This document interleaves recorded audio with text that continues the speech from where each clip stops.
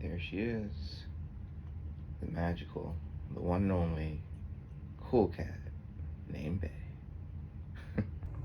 Hey there, my name is Imanni, and I write music for mental health awareness, and welcome to Mental Health Music Lessons. This is going to be a little bit of a different music lesson. I am in my basement right now, and I'm going to open up my violin, which I haven't touched in a while, actually, and I'm going to show you a little bit about how to play a violin and how you can find mental health fulfillment through violin practice. Okay, so first off, you should not do this. You should love your instrument.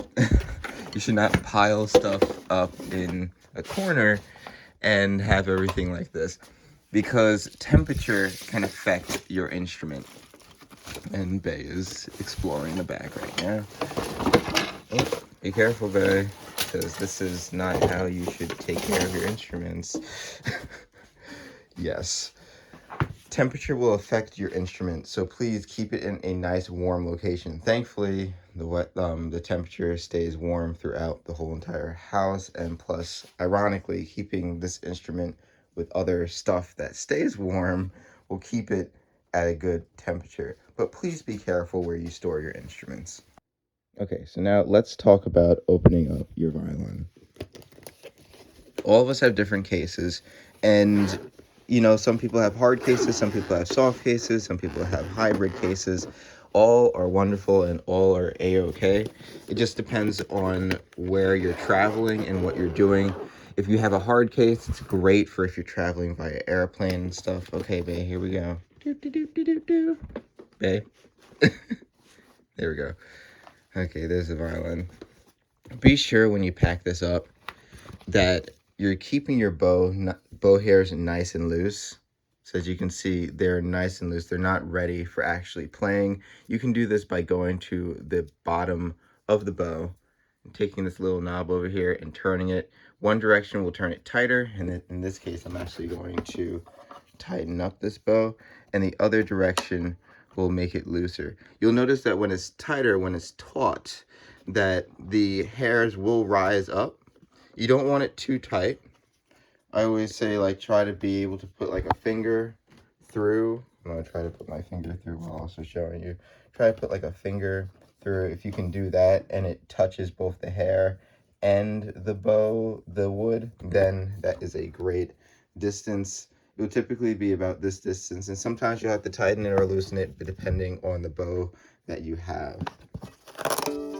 Okay, now, since we talked about taking care of your instrument, let's also talk about rosin.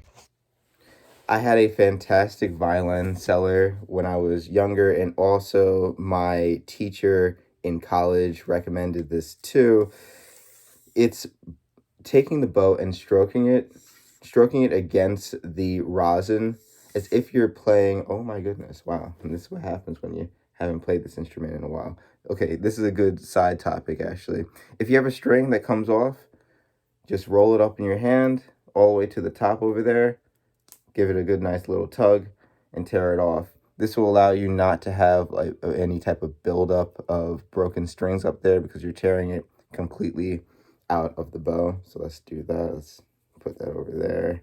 I usually like, if I don't have a garbage near me, now I'm having trouble finding it. But if I don't have a garbage with me, I tend to just put that hair in the case and I'll throw it out later. You don't want to trash up the world. So you stroke down, and you can actually even practice your bow stroke by putting rosin on your bow.